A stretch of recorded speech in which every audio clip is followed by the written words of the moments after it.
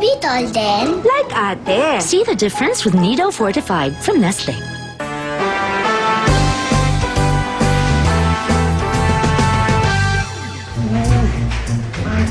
Halika na. Sir, kailangan ko na talaga umuwi. Ano ka ba? Ang laki-laki ng kwarto ko. Tapos wala akong kasama. Mag-isa lang ako doon. Ba't di kaya doon ka na lang matulog? Sir, Alam mo, gwapo ka. Pwede ka mag-artist. talaga po? Oo, ano ba? Hello? Pwede yun? Ako pa.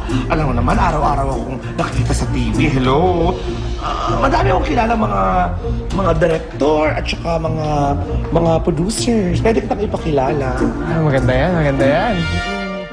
Number 1, bawal mo na akong tawaging boba, tanga, rice cooker.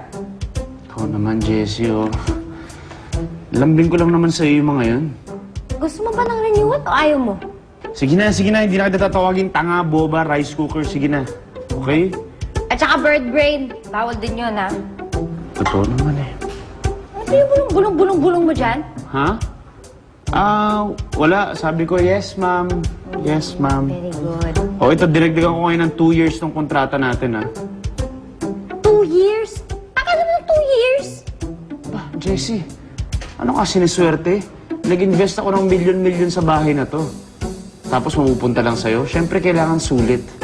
At ayaw mo nun, mas makikilala mo ng gusto sila mamita. Pwede mo silang kantahan ng Mama Bear, Papa Bear, gabi-gabi kung gusto mo. Sige, ito Gusto ko, magbati na kayo ng papa mo. Yun ang gusto ko. Sandali. Hindi ba nasa kasunduan natin na labas ang ibang tao dito? Aba, ibang tao bang papa mo? Papa mo yun eh. Tama na ang mga pataasan ng ihi nyo. Tapos na yun. Magbabati na kayong dalawa para wala din masayang oras. Diba? Bet-bet nga ng papa mo eh. Tinulungan pa niya si Mr. H makahanap ng magandang kwarto dun sa ospital.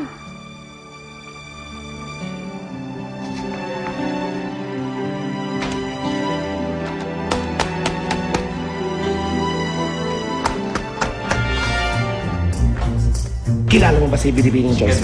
Oo naman. Ako na bahala. Kaibigan ko yun. Tawag ako ng mga managers para malaman natin kung baka may mga bagong talent sila. Sige. I'll tell Justin. I'll see him tomorrow naman eh. Sige po. Okay, thank you. Get to work, Direk. Sige. Excuse me lang. Hi, Nere!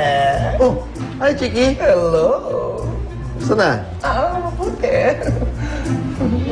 Excuse, ha? Of course. See you. Di ba yun yung director ni Justin? Oh, di ba alam mo? Pwede ka talaga sa showbiz kasi kilala mo si Derek eh. Alam mo kasi dati mahilig ako umarte. Actually, nag-theater ako konti eh. Kaya lang, medyo nag-focus na ako sa nursing kasi siyempre, kailangan ko graduate. Mas tutulungan ko pa yung mga pamilya ko.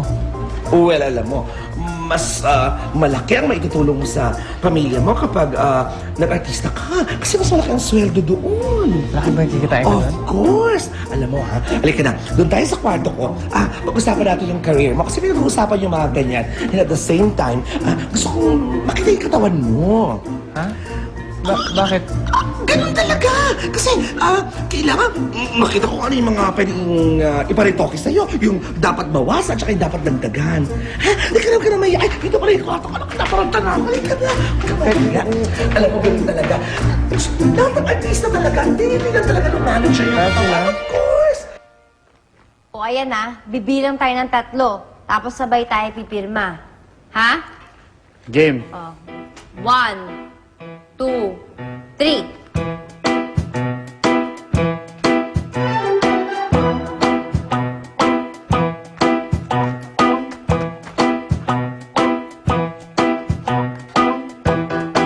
Teka. 1, 2, 3. 1,